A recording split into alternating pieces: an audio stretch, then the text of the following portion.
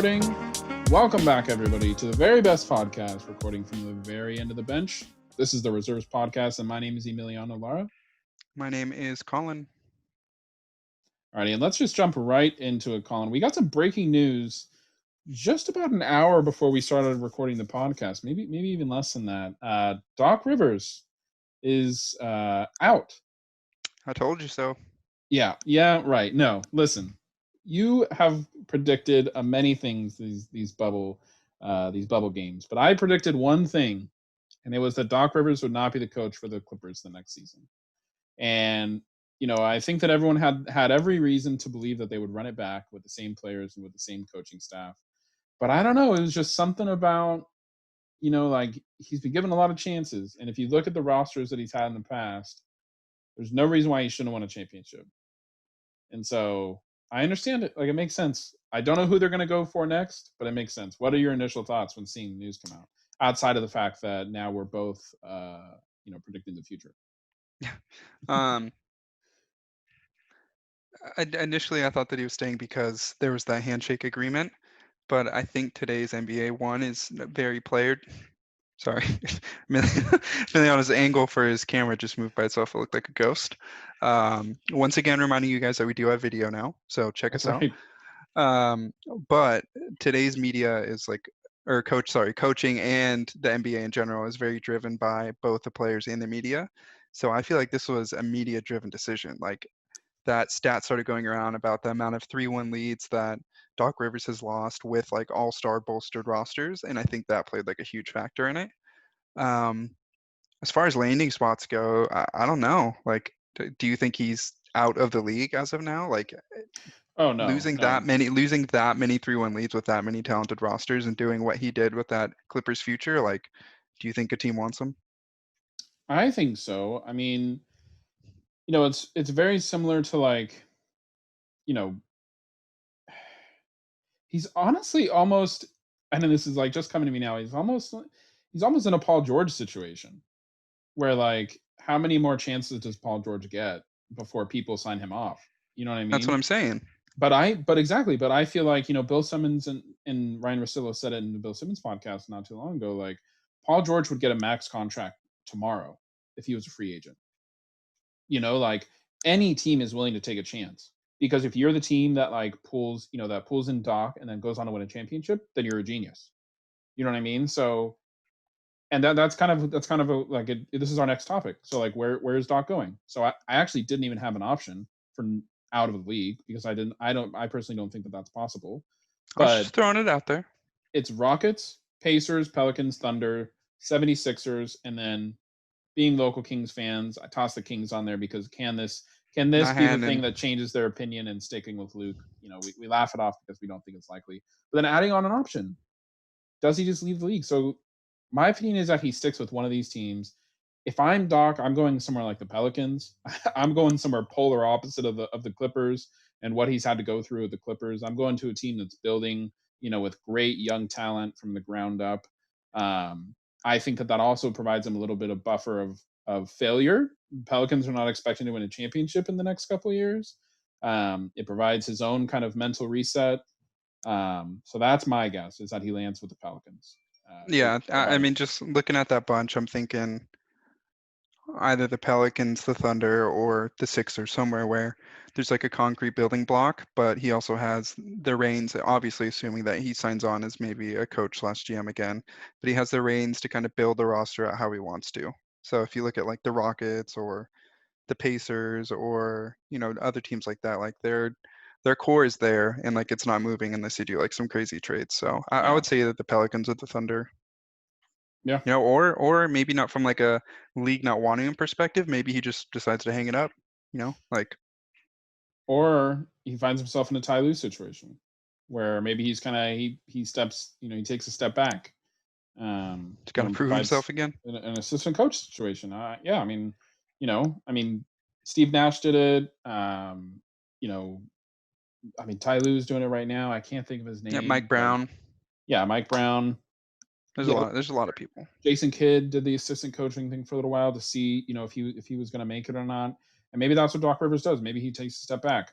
Now, I don't think that there's any team out there that, after everything they did this offseason, would take him in as their GM, because the Clippers' future is essentially a wash if these, Kawhi and Paul George thing doesn't work out for them. But Yeah, I don't think what he did was like.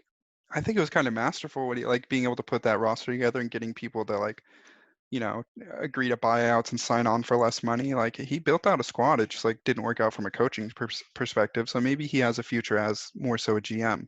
Because yeah, you were just saying, like anyone would sign Paul George to a max contract tomorrow. So it's like it's not like it was crazy of him to trade for him.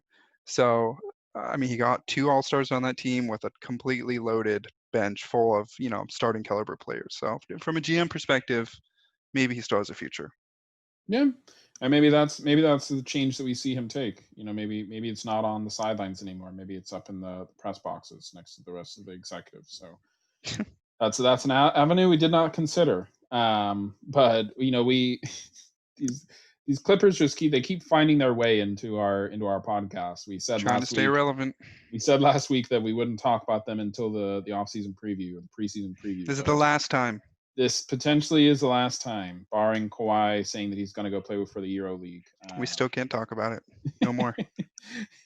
I made the ultimatum that if Vlade goes on to make the playoffs before the Kings, that we'd stop recording, and now we're making the ultimatum that we're not going to talk He's about the gonna Clippers. sign. He's gonna sign a veterans minimum with the Lakers, just as a player, just to prove you're wrong. He heard the podcast, and that's his plan.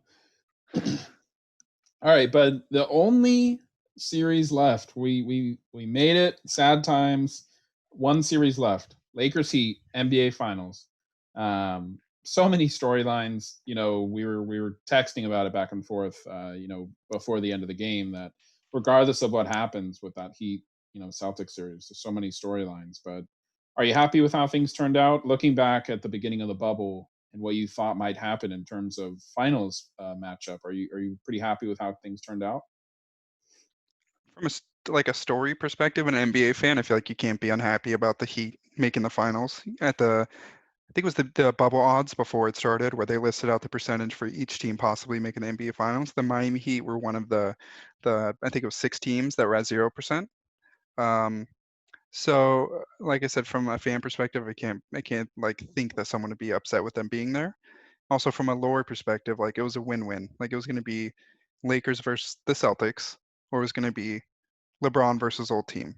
Yep. So it's like it was a win-win story-wise.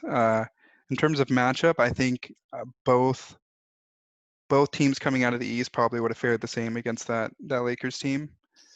I think that Erik Spoelstra is a better schematic coach when it comes to defense, and I Hmm. think that's going to be the biggest thing is trying to hold the AD and LeBron, to somewhat restrained in terms of scoring and playmaking. So that's going to be if there is a reason they win the series, it's going to come down to defense, I think. But Yeah. overall, I think this has been one of the craziest NBA playoffs in terms of upsets. Oh, definitely, absolutely. I mean, the Nuggets doing what they did, was fantastic in itself. But the Heat, even, I mean, I even feel like down 3-1. It was like listening to some of these announcers and listening to some of these ESPN, professionals, and it's like even they were just like, oh, like the Celtics, like they'll get it back, like they'll come back. Look at it, look at what the Nuggets have done. People come back from down 3-1, and it's like even in its dying breath, like people just didn't want to believe that the Heat were about to go to the finals. And I just like, I don't know, man. Like Jimmy did it. Like like that's honestly to me, like I've been talking about the Heat and Jimmy Butler and like that drama situation from the beginning, and it's like he freaking did it. Like I think that even a quote that he had after the game was like, "Do you still think that it was my fault back in Philadelphia?" You know, Yeah. like I mean, if you look back at it, it's like, I think that the Chicago thing didn't work out for other reasons, and I can't remember why. Maybe you remember why that didn't work out. Was that a contract thing or was that a trade?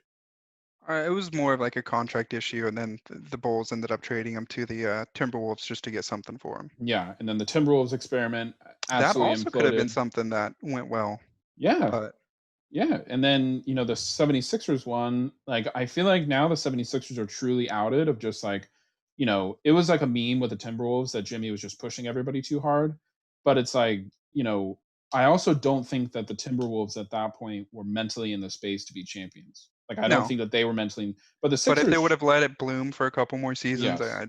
it would have been Yeah. good. the Sixers should be there. There's no reason why last year when Jimmy was on that team, with Bill Bill Simmons, with Ben Simmons, Joel Embiid, they signed Tobias Harris. It's like, or they trade for Tobias Harris, excuse me. That team was should have been championship ready mentally. And Jimmy was making comments back then that like they're just not like they're not on my level, like mentally and just like ready to grind. It's And that, like, and it's too many mouths to feed. yeah, Like you have 4 people in the starting lineup. I think they should take the last shot. yep. It's like And there was only one how do you person do on that? that lineup who should take the last shot, in my opinion. Yeah. Yeah, and I mean, he really did. I mean, it really is not that often, and we see the recency bias with like the Kevin Durant situation, but it's really not that often if you look back in NBA history where a player just lands in like the perfect situation for them. And like it's proven now that Jimmy really did. Like he landed just with the perfect organization, the perfect GM, and is he the president of basketball operations in Pat Riley, or is he just an executive? What is his title exactly? I'm pretty sure he's president of basketball operations. Yeah, and Erik Spoelstra, like they're just a grinders down there, and I don't know. I'm really happy for them. I think that this is going to be an exciting series. I do disagree with you, however, that the Heat potentially possess a stronger chance against the Lakers than the Celtics. And correct me if I misunderstood you, but I honestly think that the Celtics would have put up a better fight than we might see with the Heat. So I said from defensive schematics that the Heat have a better chance of stopping LeBron and AD. yeah, and I don't disagree with that. I just think that with the Celtics, you know, who is going to guard Kemba, Marcus Smart, Jason Tatum, all at once. When the three of them are clicking, who's going to I mean, guard the them? Heat did it. Yeah, I mean, but I feel like the Heat have a lot of like, I don't know, I feel like the Heat have a lot of dogs, like a lot of just guys that are just going Yeah, to and grind. that's why they're better off defensively against the Lakers. The Lakers Yeah, are better than the Celtics. that I see what you're saying defensively. My Yeah, argument is more so of like I feel like the Celtics pose a bigger threat offensively, and at the end yeah. of the day, offense is less important than defense at times. But I think against this Lakers team, you almost kind of have to look to just simply outscore them. Because there isn't really slowing down LeBron in the playoffs. At least we haven't seen it yet. And I think Bam Adebayo is potentially AD's biggest threat in terms of defense. I mean, they got past Jokic. So is Bam Adebayo the AD stopper? I guess I we think have he's yet an to AD see. stopper, but he's definitely the most mobile bruiser center that he's played against. Someone that's, besides maybe Giannis, more on his level in terms of agility and size. Yeah, I know. I don't disagree with that. Um, you know, I think another thing is like the Heat team is like they they're kind of like strangely young. Like I don't really know how it worked out like that, but they are kind of like they have almost like the best of both It's a worlds. perfect mix. It's a perfect mix exactly. So whereas the Lakers, I feel like are just an extreme. Like they really are reliant on their older players, and I mean like AD is older than his age in terms of injuries and stuff. So do you think that the Lakers can keep up with the Heat for more than 4 or 5 games? Yeah, the Heat don't play super fast. So ultimately, when you're playing LeBron James, the pace is at LeBron James' pace. Yeah, So it's like he can do basically whatever he wants with the basketball. So if he's playing in half court offensive, like that's how the game's played. If he's pushing the ball, that's how the game's played. Like he's one of those like tone setting players. So I think it turns into LeBron playing in the half court offense, and that's kind of the tone. It's like really slow, like low scoring games. I could be wrong, but I could see a lot of games like ending in like the high 90s, like low 100s, which is low in today's game. yeah, yeah. No, I don't disagree. Um, no, I mean, so I guess we'll just jump from that into our prediction. So my honest prediction is that it only goes 5 or 6 games. I said I'll put Lakers in 6 because I think the Heat will just push it as far as they can. But what is your prediction? Hmm. I think Erik Spoelstra is a great coach. And the first game or two, we'll see a lot of trapping in terms of like there won't be one single person guarding LeBron. It'll be more of like almost like a zone where if he's playing in the center, there's going to be a lot of switching and a lot of doubling. But the Heat are really good at getting back to their own players. So kind of like what they did with Giannis. Yeah. But I could see the Heat stealing game one and maybe the Lakers figuring it out because obviously LeBron James is essentially a head coach as well. Hmm. But the Lakers coming out after game one and being like, okay, like this is what we have to do, like they have every other series, and just kind of taking control of it. Like I think Lakers in Yeah, I was hesitant to say 6 too. I was gonna say five. Yeah. Yeah, no, I mean, I think either of us could be right, but I do think it's Lakers in 5 or 6. So, Yeah, cover both of our bases there. yeah. But so we think the Lakers are winning, but in a world where the Heat pull it out, and really, I mean, looking back in recent memory, it's almost like the 2016 Cavs are just coming back down 3-1. I honestly feel like if the Heat go on to win this championship throughout their whole bubble stretch, this will be one of the better stories in terms Oh of yeah. victory in recent memory. So, It's on pace. I was talking to my girlfriend that has essentially zero interest in basketball, so I was talking to a wall. Um, this is like on pace with that title run that the Pistons had in the mid 2000s. mm, Like, one fringe all NBA player and like Chauncey Billups and just a crap ton of role players, and they just pound their way to the finals and take out, oddly enough, the Lakers. So it's like this is like it's very reminiscent to one of those types of title runs, and it's something that we haven't seen in a long time. Like it's usually seeds 1 through 3 that make it to the finals, and yeah, then like the Heat just come out of nowhere and yep. just take it. So, do you think that LeBron's legacy, and I mean, I think that we've pretty much answered this through a lot of our conversations, but does his legacy really hinge on them actually winning the championship? Yeah, Um, you know, I mean, this is number 10 for him, and he's only won 4, correct? So, I mean, we he's won start 3. 1-3. Yeah, So, I mean, at what point does Skip Bayless not start to sound crazy when talking about? if he doesn't win this, from the LeBron hater standpoint, this title run for him is seen as a cakewalk. Like Yeah, he had all this rest, like he played all these teams that were banged up or, weren't real title contenders, and then they lose against the Heat, like that's a huge deal. yeah, But a potentially bigger threat to his legacy than losing these finals against the Heat would be Anthony Davis taking over and winning finals MVP. yeah, Because the argument is Michael Jordan was never the second best player in a series. yep, So it's like if LeBron takes that back seat and doesn't win the MVP this year, like one of his last years in his quote unquote prime, I think that's a big deal. yeah. No, and I do agree with that. And I feel like last episode we talked about, excuse me, we talked about in our hot take Anthony Davis potentially winning Finals MVP. And the Michael Jordan comparison is perfect because that's exactly what everyone's going to point to. That Michael Jordan won 6 championships and also won 6 Finals MVPs. Yeah, like what You happened know, if Scottie Pippen against the Utah Jazz put up like, 30 and 8 and Jordan took a back seat and Scottie won yep, MVP. It's like is he seen as this obviously seen as the GOAT, but like right now against LeBron, like is he seen in the same light? Probably not. yeah, no, I agree. Um, but I mean, like in talking a little bit about AD, and I know we talked a little bit about Bam potentially being, the AD stopper. That's definitely got to be, the key matchup, right? I mean, I think for either side, what Bam Adebayo is able to do offensively against AD, and then what on the flip side, AD is able to do against Bam Adebayo offensively.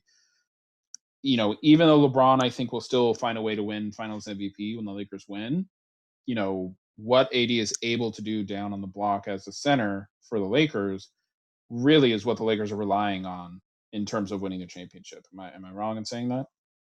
Yeah, I think every other series was very reliant on LeBron and AD playing super well, but I think this out of all of them is the most reliant on the role players coming through. Like Mhm. I think that Kuzma, Caruso, Markieff Morris, they all have to play not super well. They don't have to get you 20 a game, but like Danny Green too. Like they have to hit their shots. Like Yeah. they can't play poorly. Like Kuzma can't have those games where he puts up like 6 points and goes 1 for 8. Like he has to play consistently because they're going to be doubling LeBron. They're going to be doubling AD. Like you have to hit your shots. Yeah, I mean, we kind of just saw that in the Celtics series, right? Like the Celtics just simply like I mean, not every game. Like I want to give credit where credit is due to the Heat, but I mean, there were 2 or 3 of those games where the Celtics just simply weren't hitting shots that they should be hitting or that they consistently made. Not only throughout the bubble but throughout the whole regular season. I mean, Kemba, like he was just like consistently like there would just be a three where it's like, man, like this is a, a trendsetter. This is, where you start to see momentum come in, and then he would miss it. So like I 100% agree, and I think that that's honestly where the Heat will, find a way to succeed if they do, is just simply working off of the Lakers' mistakes and Lakers' misses. Because on paper everything points to the Lakers simply being a better team, but what the Heat have, been, the best at this postseason is capitalizing off of the other team's, missteps. Yeah, yeah. I could see that. I just something tells me like LeBron is going to do this series what happened at the end of the fourth quarter against the Nuggets, where in that timeout going into the fourth quarter, like he was like, guys, like I'm taking over. Like do Oh your yeah, part, step aside, like this is me. And Anthony Davis said it. We were just like, we let him do his thing. And like that's why we have him. But speaking to that, I think this is maybe the last year we see LeBron in that role. I think going forward, if AD stays, he starts taking that back seat. yeah. It's hard for me to say that because what does backseat look like for LeBron? I was I gonna don't. say maybe I almost said it, maybe not backseat, but like they're switching off driving. I mean, I just feel like backseat for LeBron looks like, Magic in his prime. Like I don't think that backseat is going to look like what we consider to be a backseat role. Like I'm trying to quickly come up with a player that, like took a backseat role, but Dwayne Wade on the Heat when LeBron joined yeah, those yeah, first 2 years. that's a perfect example, and I don't think that LeBron is going to look like If that. only you had a hint right behind your head.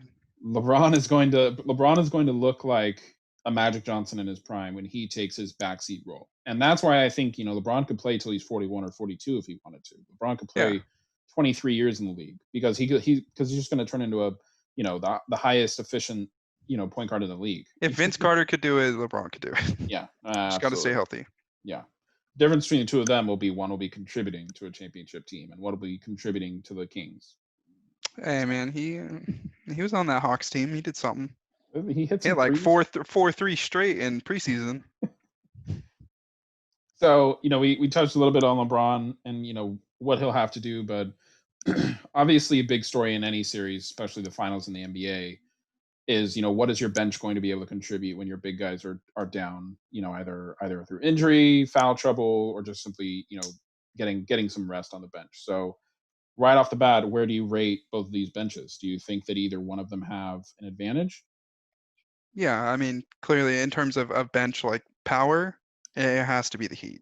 Yeah. But that's what I'm saying. Like that's what's going to be so important for the Lakers winning is like having those like two premier bench play, like Rondo playing really good, meaningful minutes, being playoff Rondo, Kuzma hitting the shots that he should hit. That's why it's so important because the Heat have Tyler Hero and Iguodala, people like that coming off the bench and playing meaningful 20 minutes. Like Tyler Hero just put up 37 points off the bench. Like Yeah. their bench is capable of that, and there's no one on the Lakers that has that sheer firepower. Like there's no one on the Lakers bench that is that important in that game changing. Like they don't have those types of players. Yeah. I don't disagree with that. Um, the last kind of like key player in this matchup, and someone who I don't think has gotten enough credit, Pat Riley. And he's in line. If the Heat go on to win his 10th total championship, so it's a combination of as an executive, as a coach, and as a player. So I mean, like, not necessarily a hot take by any means, but where do you kind of put Pat Riley in like the in the hierarchy of legendary coaches slash executives? With like Pop and you know uh, the Bus family with all everything that they were able to do with the Lakers. Where do you kind of put Pat Riley as in terms of all time? Yeah, I mean, he did it all. He's one of the only people to really do it all from every aspect besides Popovich and Jerry West. So I mean, I think he's definitely up there, top three for sure. If not, maybe eclipsing one really. Yeah, I mean, I think if he goes on to win this 10th championship and having it be against LeBron James's Lakers, I think it'll really shift things up with people's perspective, for sure, because he's been a little Yeah, quiet. I mean, the Heat this has team didn't been make the playoffs last year. exactly. Like So 0 to hero. 0 to Tyler Hero. Hey, There it is. there it is. Anything else on the Lakers Heat? I know we gave our predictions. Any last words before the first game pops off, and then it's off to the races. Who do you think hits the first, if there are any, game-winning shot out of both teams? I know you kind of touched on it. I think it'll be the Heat. More specifically, I think I don't know. I think I see some big shots coming from Duncan Robinson. He was a little quiet those last couple of games against the Celtics, so I see some big shots coming from Duncan Robinson. Could see that. Yeah, I don't know. That AD shot against Jokic was nasty, so I'm hoping to see something from him. yeah. AD will have to step up big in these first couple games because I think everyone kind of knows it takes LeBron a game or two. One last thing, if AD's outside shot is going, and they could bring Bam Adebayo out from the center, the series is over. If LeBron can just get in there consistently, that's it. Yeah, but I mean the same can be said for the everything's going to really come down to shooting. If I think if both teams are hitting their shots, then we have an exciting series. But yeah, AD hitting that three is similar to a lot of big men in the league right now. I mean, when Jokic, I think Bam Adebayo next year takes his game outside. I think he has a touch. Definitely. But moving on from Lakers Heat, we're both super excited for that. Maybe I don't know. Maybe we record some live reactions. Maybe the two of us record some live reactions to some game winners. Put some extra content out there for you guys on YouTube. But moving on from the reserves recap, we have one of our newer segments, reserves birthday wishes. So, Collin, do you want to get us started? Yeah, we have good old bucket getter Steve Kerr. Happy birthday. Happy birthday, Steve Kerr. Christian Wood. Happy birthday to Christian Wood. NBA champion Anderson Varejao. You did it. You were in the Dion Waiters situation where if the Warriors or the Cavs won, you were getting it. So you did it. Happy birthday. Right. And you're on the same list as the legendary Kevin Durant. So Sharon. That means you're just as good. Just as good. That's right. Happy birthday, Kevin Durant. Another Bulls bucket getter, MJ bailout shooter, John Paxson. Yep. Reason for a couple of those championships. I don't know. Tyson Chandler, part of the Lakers organization last year. Happy birthday, Tyson Chandler. Defensive Player of the Year, Tyson Chandler. Good old Joe Ingles. Happy birthday. And potentially the cornerstone of the Magic's future, Jonathan Isaac. Happy birthday, Jonathan Isaac. And of course, you tore your ACL playing the Kings. Happy birthday. Happy birthday, Jonathan Isaac.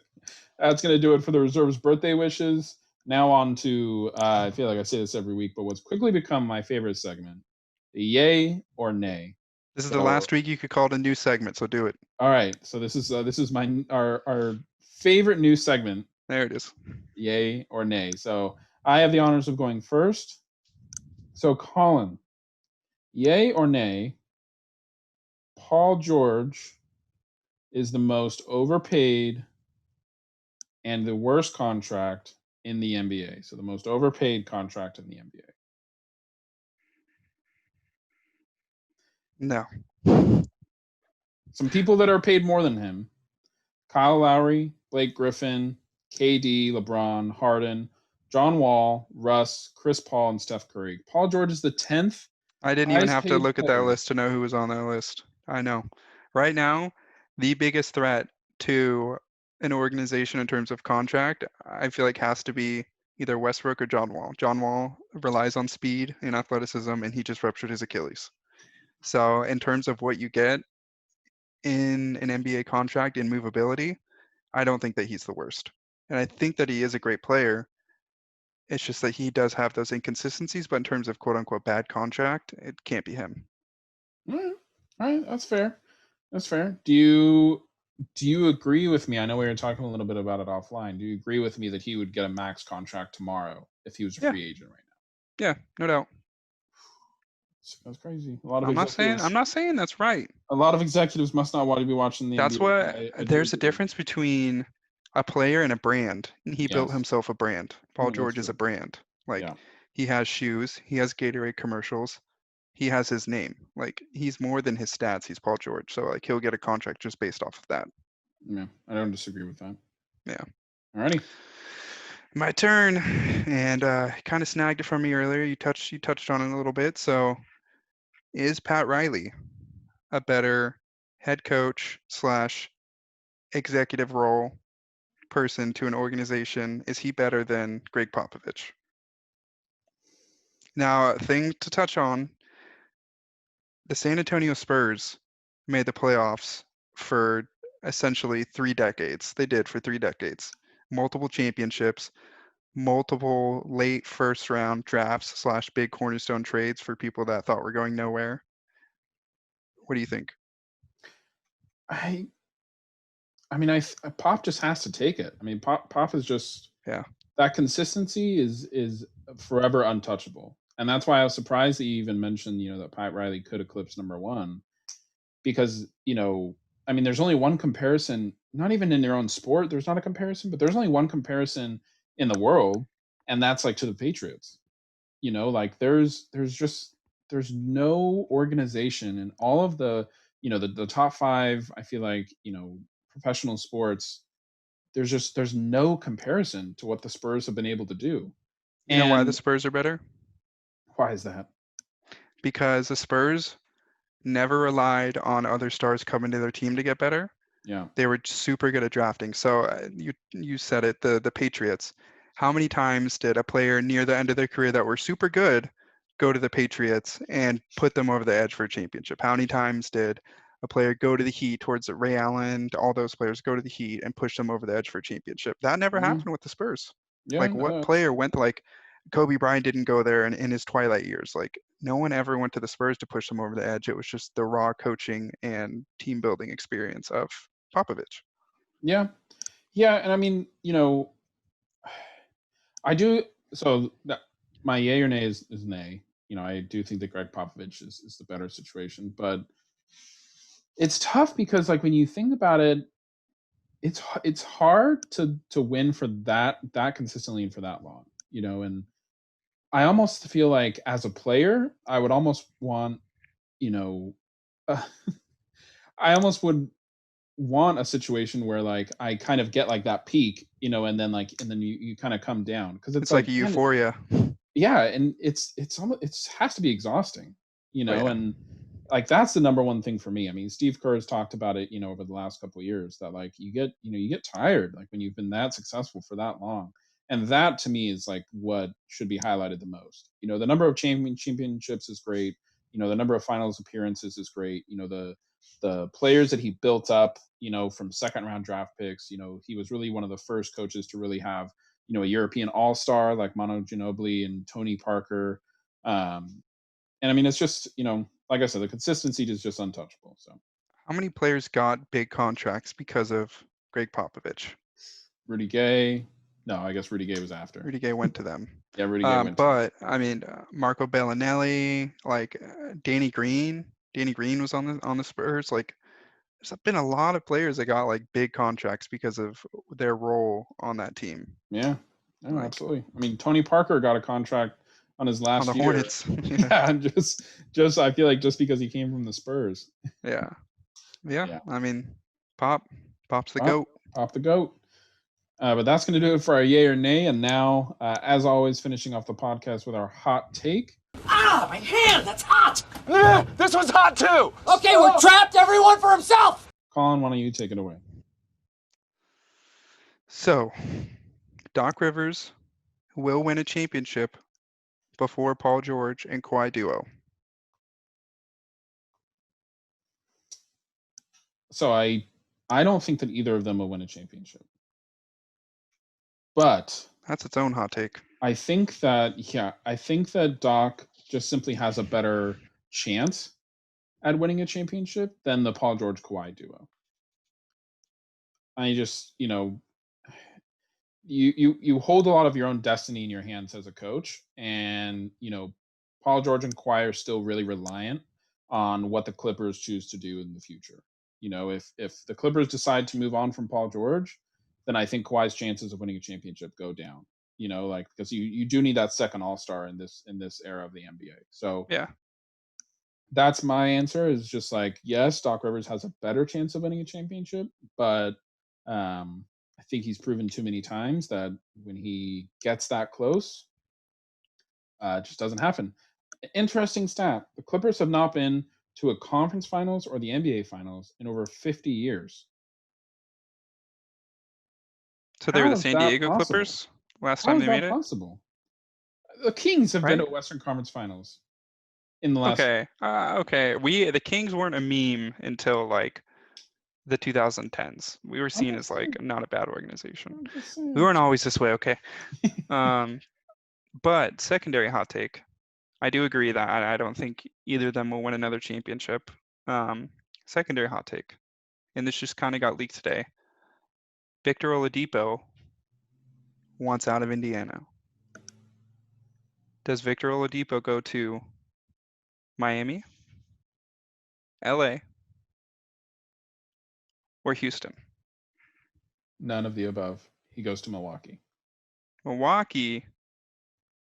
And You that's how think they they take a chance? That's how they keep Giannis. Yep. That'd be a good team. Victor Giannis, Oladipo, when healthy, is a Giannis, really good 3-and-D. Giannis Middleton, and Giannis Middleton and Oladipo. That's a squad on the East. Yeah, I think if he does go there, that Middleton would have to be okay with his role reducing a little bit because when Oladipo's healthy, he's pretty nasty. Yeah. Almost okay. Now, obviously, They almost knocked out the Cavs that one year. This is going to sound crazy because Giannis just won back-to-back MVPs, but Victor Oladipo is almost 1B in a Giannis Oladipo lineup. When perfectly healthy, you have to consider Oladipo as a 1B because like offensively, he can kind of do things that Giannis can't do. I feel like.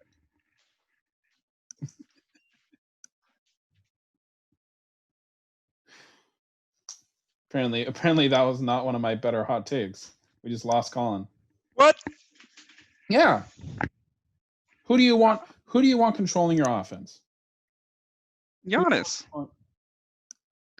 There's maybe two other players out there that are that make Giannis a 1A or 1B, and that's I think Harden or LeBron right now. I don't know, man. Even in the situation, like I feel like it's like the Houston conversation. Like, is Harden the better offensive player? Yes. But when it was Harden and CP3 next to each other, I wanted CP3 running the offense. Because Harden there's a difference between 1A, 1B, and who is running your offense. Okay, like but when I think of 1A, 1B. Okay. That's what I was talking about, though. Who's the better player? Obviously, Giannis. Okay, yes. Your offense is going to run through Giannis, but Oladipo might handle the ball more. Is that what you're saying? Yeah, and I think that he's almost going to be a little bit more of like, like his plus minus is going to be better than Giannis is at certain times, because he's going to be running the offense. And this is all, we've kind of turned this into like Victor Oladipo on the Bucks, which, like that not only wasn't an option of your hot take, but is not necessarily something that's being rumored. But I'm just saying in that situation, I'm having Victor Oladipo run our offense. Yeah. Because I think that Giannis has shown a little crack in his armor that maybe he's almost not that guy. He's hands down. I think we're getting into a third level of hot take. I think that Giannis has taken the helm from LeBron in terms of best fast break player, most dominant player. Yes. Yeah. Because I don't think that there's anyone I don't think there's anyone that can stop Giannis on a fast break. But in a half-court offense, I do not want Giannis touching that ball until he's like cutting to the basket or coming off a screen. Yeah, so, he definitely needs to develop a shot, and we say that every single year. But maybe this is the off season. Maybe this is the off season. I don't know. But hey, you guys got a special hot take segment there. You guys got triple hot takes, turning it up and hot. All right. Well, you got anything else for him? I think Victor Oladipo goes to the Miami Heat. That's it. That's what I'm leaving on. All right. Victor Oladipo to the Miami Heat. Drop. That's Collin's mic drop moment. All right, guys. Well, that's going to do it for us here on the Reserves Podcast. We're so close to 200 listens, by the way. I think we're at like 175, 176 last time I checked. So just keep listening. We appreciate also all the regular listeners out there. We do see you guys. But show your friends. Show your family. Yep. Show your dog. Show your dog. Create a Spotify account for your dog and just click the three little buttons next to the episode. Click Marcus Played. That'll help out a ton. Support the podcast if you can. Links are down in the description. We do have YouTube videos now, so if you guys are listening to this on Spotify or anywhere else where podcasts are available, We do have YouTube, so if that's how you like to listen to your podcast, we have that available on YouTube. Cool.